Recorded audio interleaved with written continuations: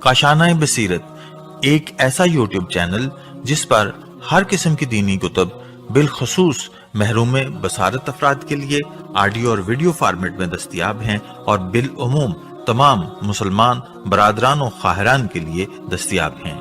اس لیے آپ سے گزارش ہے کہ بیل آئیکن کو پریس کر کے ہمارے اس چینل کو ضرور سبسکرائب کیجیے تاکہ آئندہ آنے والی ہر کتاب آپ کو بر وقت ملتی رہے۔ کاشانۂ بصیرت۔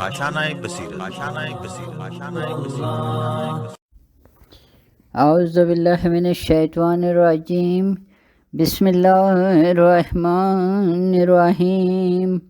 کاشانۂ بصیرت یوٹیوب چینل کے بابصیر و سامعین، السلام علیکم۔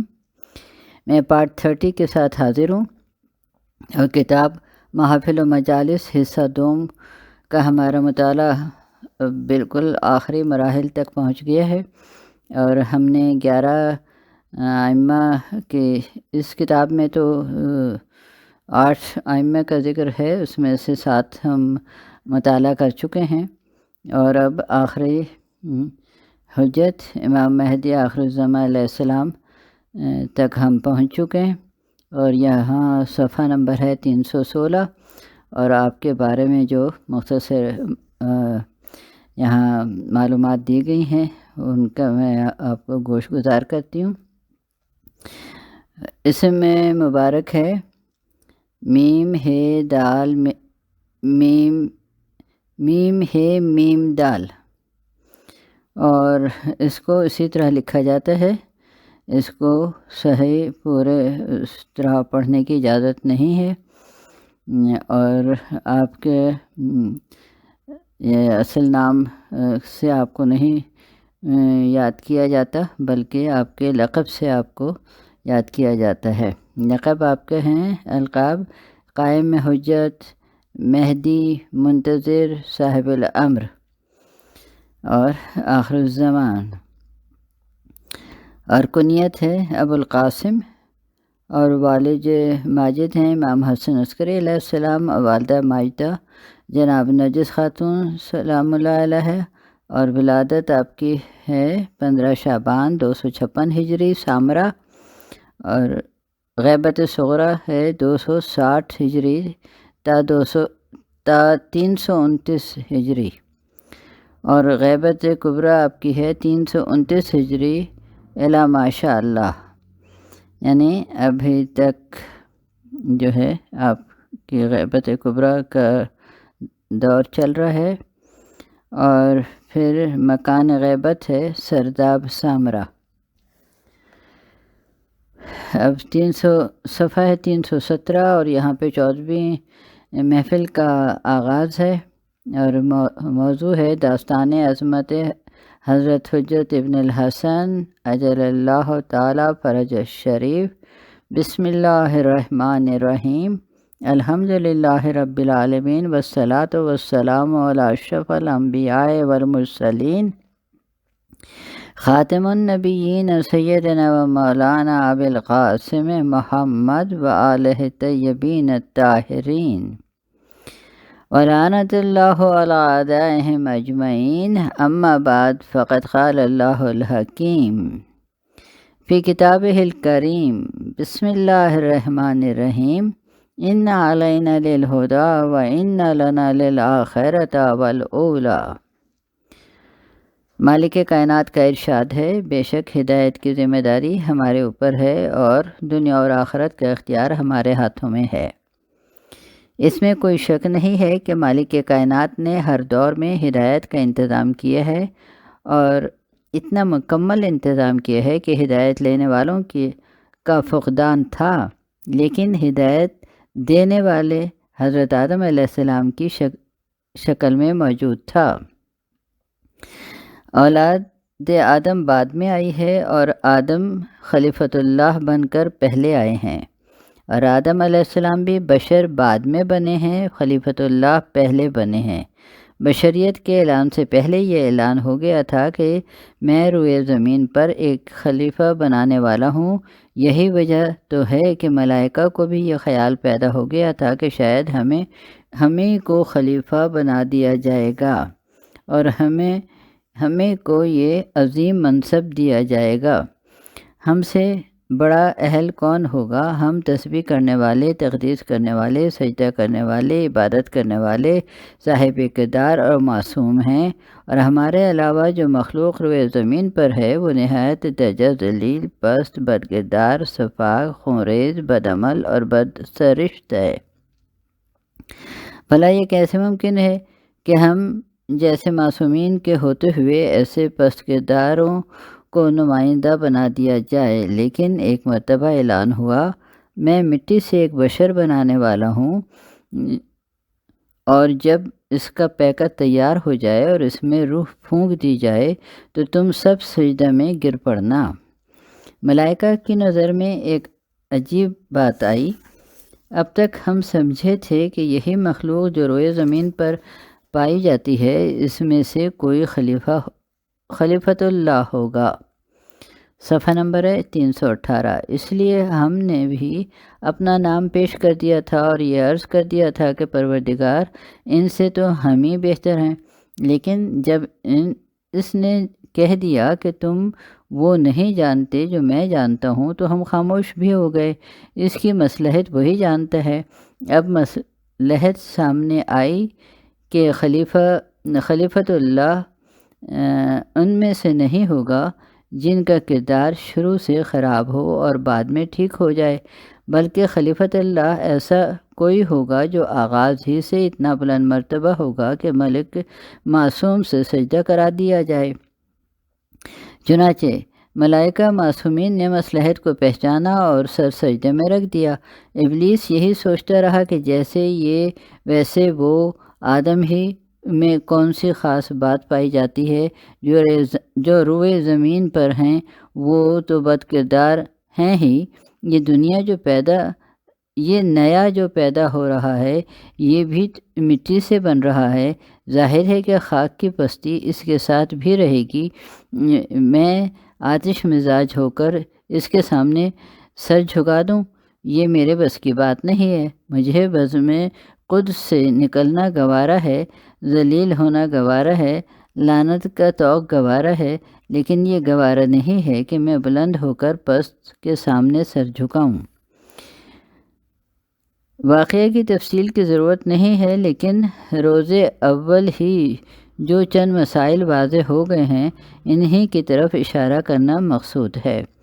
پہلی بات یہ ہے کہ خدائی رہنما پیدا ہو کر رہنما نہیں بنتا بلکہ رہنما بن کر پیدا ہوتا ہے۔ دوسری بات یہ ہے کہ اللہ والا اتنا بلند ہوتا ہے کہ اسے معصوم فرشتہ بھی سجدہ کرتا ہے، اور اس کی عظمت کے سامنے تسبیح و تقدیس بھی کام نہیں آتی۔ تیسری بات یہ ہے کہ ملائکہ نے حکم خدا پر اعتماد کیا تو سجدہ کر کے معصوم رہے، اور ابلیس نے جیسا ویسا کہنا شروع کر دیا تو محفل قدس سے نکال دینے کے قابل ہو گیا۔ اور سب سے بڑی بات یہ کہ ابلیس کو اس کی آتش مزاجی نے تباہ کیا ہے۔ دین خدا میں تباہی کا سنگ بنیاد آتش مزاجی ہی نے رکھا ہے۔ اب جہاں جہاں یہ مزاج ہوگا وہیں سر جھکانے سے انکار ہوگا اور وہیں دربار سے نکلنے کا حکم ہوگا۔ صفحہ نمبر ہے 319۔ تاریخ میں تلاش کیجئے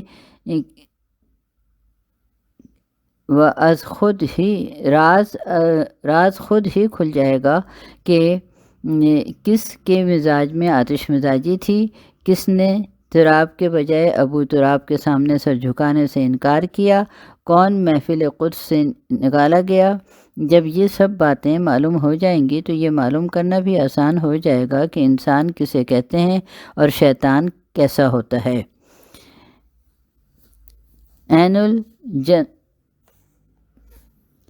من الجنہ کسے کہتے ہیں اور والناس کون ہے؟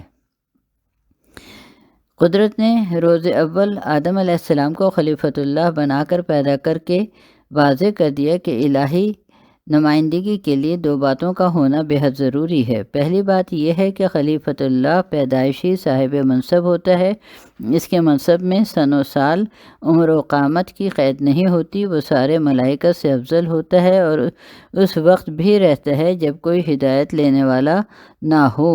تو جب ابتدائی منزل میں دنیا رہنما کے بغیر نہیں رہ سکی، تو آخری منزل میں یہ کیسے ممکن ہے کہ دنیا رہے اور کوئی رہنما نہ رہے؟ آج دنیا کی ساری قوموں سے یہ سوال ہوگا کہ تمہارا رہنما کہاں ہے، اور تمہارے پاس دین الہی ہے تو دین کا نمائندہ کون ہے؟ ساری قومیں خاموش رہیں گی۔ سب کے پاس خود ساختہ نظام کے علاوہ کچھ نہیں ہے۔ یہ ایک اثنا عشری فرقہ ہے جسے یہ کہنے کا حق ہے کہ ہمارے پاس خدا کا دین بھی ہے اور خدا کا نمائندہ بھی ہے۔ جس طرح ہزار انقلابات کے بعد اس نے دین کو بچا رکھا ہے، اسی طرح ہادی اور رہنما کو بھی محفوظ کر کے رکھا ہے۔ کائنات نہ آغاز میں حجت خدا سے خالی تھی، نہ انجام میں خالی ہوگی۔ آغاز میں ملائکہ کو سر جھکانے کا حکم دیا گیا تھا اور انجام میں ساکن فلک نبی کو جماعت پڑھنے کا حکم دیا جائے گا۔ اگلا پیراگراف ہے کہ قدرت نے ہر دور میں انتظام کیا اور اس اہتمام سے انتظام کیا کہ جیسی ضرورت پڑی ویسا ہی ہادی بھیجا، اور جس شان کے کمال کی ضرورت پڑی اسی انداز کا کمال دے کر بھیجا۔ دنیا نے طوفان بدتمیزی اٹھایا تو نوح علیہ السلام کو طوفان کا توڑ دے کر بھیج دیا۔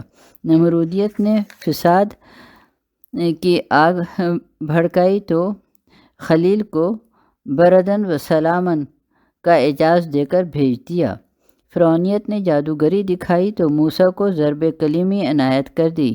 یہودیت نے طب و حکمت کا زور دکھایا تو ابن مریم کو مسیحا بنا دیا۔ غرض کہ جب جیسی ضرورت پڑی ویسا ہی ہادی اور رہنما بھیج دیا اور اسی انداز کا کمال دے دیا۔ خود مرسل اعظم صلی اللہ علیہ وآلہ وسلم کے دور میں فصاحت و بلاغت اور شجاعت و بہادری کا دورہ تھا، تو پیغمبر صلی اللہ علیہ وآلہ وسلم کو دوہرے معجزات عنایت کر دیے۔ فصاحت و بلاغت کا زور توڑنے کے لیے قرآن مجید دے دیا اور شجاعت و بہادری کی کاٹ کرنے کے لیے ذوالفقار دے دی۔ زبان سے قرآن کی آیتیں پڑھی جائیں گی اور ذوالفقار سے باطل کے حملوں کی کاٹ کی جائے گی، اور یہ سب اس اہتمام سے ہوگا کہ قرآن کی ترجمانی کے لیے سورہ اسے دیا جائے گا جو لسان اللہ ہوگا۔ قرآن کی ترجمانی کے لیے سورہ اسے دیا جائے گا جو لسان اللہ ہوگا، اور باطل کے دفع کے لیے ذوالفقار اسے عنایت کی جائے گی جو ید اللہ ہوگا۔ صلوات اللہم صلی علی محمد وآل محمد وعجل فرجہم اجمعین۔ اگلا پیراگراف ہے کہ رسالت کے بعد امامت کے بارے میں بھی یہی نظام رکھا گیا کہ جیسا زمانہ رہا، جس کمال کا زور رہا، امام علیہ السلام نے ویسا ہی اعجاز دکھلایا اور اسی انداز سے دنیا کو راہ راست پر لانے کی کوشش کی۔ معجزات کی فہرست بہت طولانی ہے۔ کس میں ہمت ہے جو ایک فرصت میں سارے تفصیلات بیان کر سکے؟ صرف یہ عرض کرنا ہے کہ زمانے کے بدلتے ہوئے حالات اور دنیا کی ترقی کو دیکھتے ہوئے مالک کائنات نے اپنے نمائندوں کو ایسے کمالات عنایت کیے کہ کسی دور میں ان کی کاٹ نہ ہو سکے، اور کوئی یہ نہ کہہ سکے کہ ہمارے سامنے کوئی ایسی دلیل نہ تھی جس سے ہم انہیں امام تسلیم کر سکتے اور کائنات سے مافوق سمجھتے۔ اور جب یہ سلسلہ ہر دور میں قائم رہا ہے تو دنیا مجھے سوچ کر بتائے کہ اب جو قدرت کا آخری نمائندہ آئے گا اس کے پاس کتنے معجزات ہوں گے اور کس انداز کی طاقت ہوگی۔ اب تو دنیا ترقی کے آخری منزل پر ہے اور کوئی کمال ایسا نہیں ہے جو ظاہر باقی رہ گیا ہو۔ تیز رفتاری کا یہ عالم ہے کہ لمحات میں آسمانوں کی سیر ہو رہی ہے۔ برقی قوت کی یہ کیفیت ہے کہ ساری دنیا منور ہو رہی ہے۔ کہربائی طاقت اور جوہری توانائی کا یہ انداز ہے کہ چشم زدن میں سارا عالم تہ و بالا ہو سکتا ہے، اور ایسے حالات میں جو الہی نمائندہ آئے گا وہ کتنی طاقتیں لے کر آئے گا۔ صفحہ نمبر ہے 321۔ اور کیسے کیسے کمالات اپنے ساتھ لائے گا، اس کا اندازہ وہی افراد کر سکتے ہیں جنہوں نے انبیاء اور ائمہ کے معجزات کا جائزہ لیا ہے اور خود معجزے کا فلسفہ سمجھا ہے۔ شاید اسی روایت نے بیان کیا ہے کہ وہ آخری حجت ظہور کرے گا تو انگشت مبارک میں خاتم سلیمان علیہ السلام ہوگی، اور دست مبارک میں عصائے موسیٰ علیہ السلام ہوگا، پشت اقدس پر مہر امامت ہوگی، روئے انور پہ یوسفی خال ہوگا، اور لبوں پر محمدی نطق ہوگا، اور نفس میں مسیحائی دم ہوگا، دل میں فاطمی صبر ہوگا، ہاتھ میں حیدری ذوالفقار ہوگی، اور کردار میں 11 امامتوں کا جلال و جمال ہوگا۔ کعبے کی دیوار سے ٹیک لگائے ہوئے جاء الحق و زحق الباطل کہ نعرہ بلند کرتے ہوئے انتقام خون ناحق کا جذبہ دل میں لیے ہوئے اس شان سے آئے گا کہ قدرت پکار اٹھے گی، دیکھو میرا نمائندہ ایسا ہوتا ہے، میری دی ہوئی طاقت ایسی ہوتی ہے، تم وسائل و ذرائع سے اپنی آواز پہنچاتے ہو، یہ بلا وسیلہ ساری کائنات کو آواز سنا دے گا۔ تم آلات کے ذریعے سفر کی منزلیں طے کرتے ہو، اس کے چاہنے والے آواز پر کھنچ کر اس کی خدمت میں پہنچ جائیں گے۔ جو تم جوہری توانائی سے دنیا کو مٹا رہے ہو، یہ ذوالفقار حیدری سے کائنات کی اصلاح کرے گا۔ بگاڑنے والے لاکھوں ہوں گے اور بنانے والا ایک، فساد پھیلانے والے کروڑوں ہوں گے اور اصلاح کرنے والا ایک، لیکن وہ ایک اتنا طاقتور ہوگا کہ ظلم و جور سے بھری ہوئی دنیا کو اکیلا عدل و انصاف سے بھر دے گا۔ اس کی طاقت کا اندازہ کرنا ہے تو یوں اندازہ کرو کہ جب ساری جوہری توانائی اور ایٹمی طاقت ظلم و جور پر صرف ہو جائے گی تو ایک ذوالفقار حیدری دنیا کو عدل و انصاف سے بھر دے گی۔ ظلم عدل سے بدل جائے گا، بد کرداری کردار میں تبدیل ہو جائے گی، کفر ایمان کا راستہ اختیار کر لے گا، شرک توحید میں بدل جائے گا۔ صفحہ نمبر ہے 322۔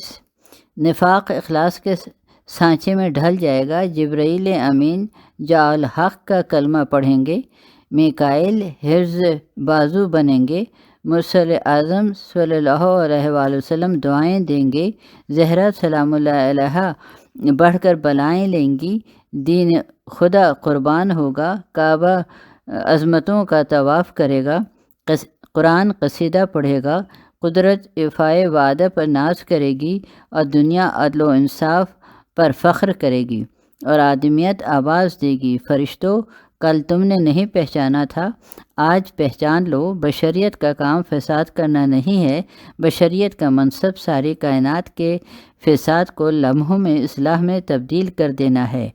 یہ وہ ہے جس پر آدمیت ناز کرتی ہے، یہ وہ ہے جس پر خلقت قربان ہے، یہ وہ ہے جس پر کلمیت صدقے ہے، یہ وہ ہے جس کی مسیحت اطاعت گزار ہے، یہ وہ ہے جو وارث علم احمد مختار ہے، یہ وہ ہے جو حامل زور حیدر کرار ہے، یہ وہ ہے جو فرزند قسیم جنت و نار ہے، یہ وہ ہے جو خلق حسن علیہ السلام اور صبر حسین علیہ السلام کی یادگار ہے، اور مختصر یہ ہے کہ لال حسین علیہ السلام کا ہے، لیکن صاحب ذوالفقار ہے۔ صلوات اللہم صلی علی محمد وعلی محمد وعجل فرجہم اجمعین۔ ہدایت کے دو طریقے ہیں، راستہ دکھانا اور منزل تک پہنچا دینا۔ قدرت نے ہر دور میں ہدایت کا انتظام کیا ہے، لیکن عام طور پر نظام ہدایت راستہ دکھانے تک ہی محدود رہا، اور انبیاء و مرسلین نے قوم کو نیک و بد کی ہدایت دے دی، منزل کا پتہ بتا دیا۔ اب اس کے بعد قوم کو اختیار ہے کہ وہ راہ راست پر آئے یا نہ آئے۔ جب نوح علیہ السلام نے 950 برس راستہ دکھایا لیکن صرف چند آدمی راہ راست پر آئے، جناب ابراہیم علیہ السلام نے مدتوں زحمتیں برداشت کیں لیکن کثریت بت پرست ہی رہ گئی۔ جناب موسیٰ علیہ السلام مصائب کا سامنا کرتے رہے لیکن قوم گوسالہ پرست ہی رہ گئی، اور جناب عیسیٰ علیہ السلام نے دنیا چھوڑ دی لیکن قوم راہ راست پر نہ آ سکی۔ صفحہ نمبر 323۔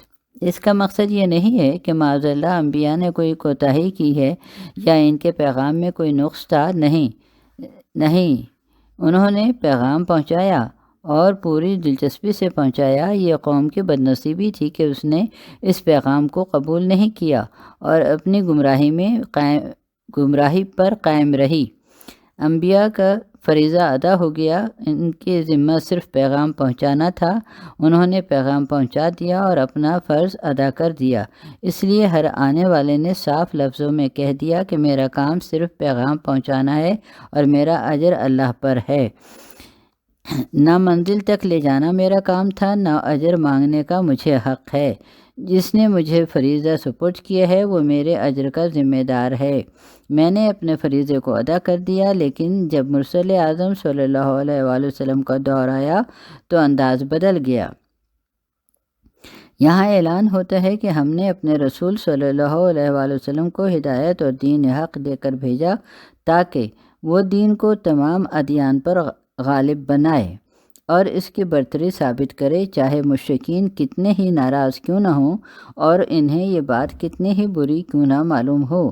آیت کا انداز ہی بتا رہا ہے کہ مرسل اعظم صلی اللہ علیہ وآلہ وسلم کی ذمہ داری دوسرے انبیاء سے زیادہ ہے اور آپ کا فرض دیگر انبیاء سے بالا تر ہے۔ انبیاء کا کام پیغام پہنچانا تھا اور بس، لیکن آپ کو اس دین کو غالب بھی بنانا ہے اور سارے ادیان سے بالا تر بھی ثابت کرنا ہے۔ لیکن سوال یہ ہے کہ کیا مرسل اعظم صلی اللہ علیہ وآلہ وسلم کے دور میں ایسا ہو گیا؟ اور کیا حضور نے دین الہی کو سارے ادیان پر غالب بنا دیا؟ اگر ایسا ہے تو آج دین اسلام کے علاوہ دوسرے ادیان کیوں نظر آ رہے ہیں؟ اور صرف نظر ہی نہیں آ رہے بلکہ عملی طور سے دین اسلام پر غالب بھی ہیں۔ اسلام اپنے نظریات و قوانین سے پختہ ضرور ہے، اس کے اصول و قواعد ناقابل تشکیک ہیں، لیکن عملی اعتبار سے سارے ادیان اس سے بالا تر نظر آ رہے ہیں۔ تو کیا اسلام کے غلبے کے یہی معنی ہے کہ وہ اپنے اصول و قوانین میں سب سے بالا تر رہے؟ اگر ایسا ہے تو رسول کا کوئی کام ہی نہیں تھا۔ جس خدا نے بنایا تھا اس نے روز ازل سے بنایا ہی بالا تر تھا، تو اس میں رسول کا کیا کام ہے؟ صفحہ نمبر ہے 324۔ وہ نہ واضح قوانین ہے اور نہ اسے قوانین میں دخل دینے کا کوئی حق ہے۔ اس کا کام تو صرف قوانین کو پہنچا دینا ہے اور اس پر عمل کرا دینا ہے، چاہے قوانین بالا تر ہوں یا پستر۔ بلندی اور پستی قانون کے بنانے والے کے ہاتھ میں ہے، اس سے رسول کا کوئی تعلق نہیں ہے۔ تو پھر رسول صلی اللہ علیہ وآلہ وسلم سے کیوں کہا گیا کہ اس دین کو غالب بنانا ہے؟ آیت کا انداز ہی بتا رہا ہے کہ قدرت نے اپنے دین کو عملی طور پر غالب بنانا چاہتی ہے، اور یہ کام حیات پیغمبر اسلام صلی اللہ علیہ وآلہ وسلم میں نہیں ہو سکا، اور سچی بات تو یہ ہے کہ آج تک نہیں ہو سکا۔ لیکن سوال یہ ہے کہ اگر کام مکمل نہیں ہوا تو رسول اللہ صلی اللہ علیہ وآلہ وسلم کو اجرت مانگنے کا کون سا حق تھا؟ اور انہوں نے قوم سے محبت قربہ کا سوال کیوں کیا؟ انہیں بھی چاہیے تھا کہ دوسرے انبیاء کی طرح پیغام پہنچا کر چلے جاتے اور اپنا اجر پروردگار سے لے لیتے۔ قوم سے اس کا کوئی تعلق نہیں تھا۔ اجرت مانگنا دلیل ہے کہ کام تمام ہو گیا اور دین اسلام کا سارے ادیان پر غالب نہ آنا دلیل ہے کہ ابھی مقصد مکمل نہیں ہوا۔ تو آخر ماجرا کیا ہے اور یہ کیسا نظام ہے کہ کام مکمل نہیں ہوا اور اجرت کا مطالبہ کر لیا؟ یاد رکھیے، اگر سلسلہ امامت کو نبوت سے الگ کر دیا جائے تو مسئلہ قیامت تک حل نہ ہوگا، اور رسول اکرم صلی اللہ علیہ وآلہ وسلم پر دو الزامات بہرحال باقی رہیں گے۔ ایک یہ الزام رہے گا کہ کام پورا نہیں کیا، اور دوسرا یہ الزام بھی رہے گا کہ کام مکمل کیے بغیر اجرت کا مطالبہ کر دیا۔ شاید قدرت نے اسی مطالبے کی طرف اشارہ کیا تھا کہ اے پیغمبر صلی اللہ علیہ وآلہ وسلم، اگر تم نے یہ کام نہیں کیا تو گویا رسالت کا حق ہی ادا نہیں کیا اور پیغام الہی کو پہنچایا ہی نہیں۔ غدیر کے میدان میں قدرت کے تیور بتا رہے ہیں کہ کار رسالت کی تکمیل امامت پر موقوف ہے، اور امامت کے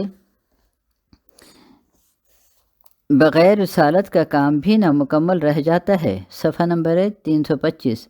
تو جس دم پیغمبر اسلام صلی اللہ علیہ وآلہ وسلم نے امامت کا اعلان کر دیا تو گویا اپنے فرض کو ادا کر دیا، اور یہ واضح کر دیا کہ اگر میری زندگی میں دین اسلام سارے ادیان پر غالب نہیں آیا تو اس کو میری تبلیغ کا نقص نہ کہنا۔ میرا کام ابھی تمام نہیں ہوا ہے، میرا کام امامت کے خاتمے کے ساتھ تمام ہوگا۔ اب اگر امامت کی آخری منزل پر بھی دین اسلام غالب نہ آئے تو میرا کام نامکمل ہے اور میری رسالت بیکار ہے، لیکن اگر امامت کے تمام ہوتے یہ کام تمام ہو جائے اور دین اسلام تمام ادیان پر غالب آ جائے تو اسے میرا ہی کمال سمجھنا اور اس تبلیغ کو میری تبلیغ سمجھنا۔ شاید محبت اہل بیت علیہ السلام کو اجر رسالت قرار دینے کا مقصد یہ بھی تھا کہ رسالت کے کاروبار کو اہل بیت سے ملا کر دیکھنا، انہیں آپس میں ایک دوسرے سے جدا نہ کرنا، ورنہ رسالت کا مقصد بھی سمجھ میں نہ آئے گا، اور جب دونوں کو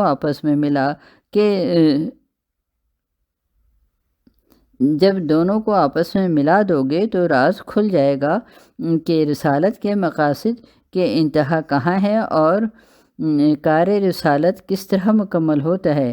اب اگر امامت کے آخری منزل میں دین الہی سارے ادیان پر غالب آ جائے تو اسے بھی رسالت ہی کا کارنامہ یا رسالت ہی کا کار نمایاں قرار دینا۔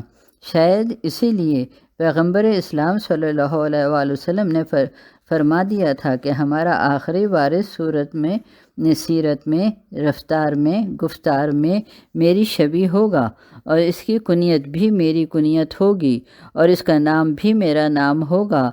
مجھ میں اور اس میں برائے نام بھی فرق نہ ہوگا۔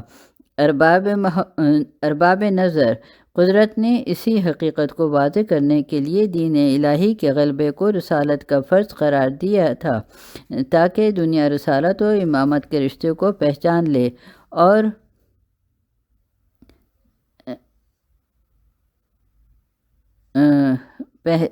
اسے اندازہ ہو جائے کہ رسالت کا کام امامت کا کام ہے اور امامت کا کام رسالت کا کام ہے۔ حسین و منی و انا من الحسین بے مقصد نہیں ہے، اس کا مقصد بھی یہی ہے کہ جو رسول نے کیا وہ حسین کا مقصد ہے، اور جو حسین نے کیا وہ رسول کا کارنامہ ہے۔ یہی اللہم صلی علی محمد و علی محمد وعجل فرجہم۔ اور ہم اپنے آڈیو کو یہیں پہ اختتام کرتے ہیں، اگلی آڈیو کے ساتھ پھر حاضر ہوں گے۔ اللہ حافظ۔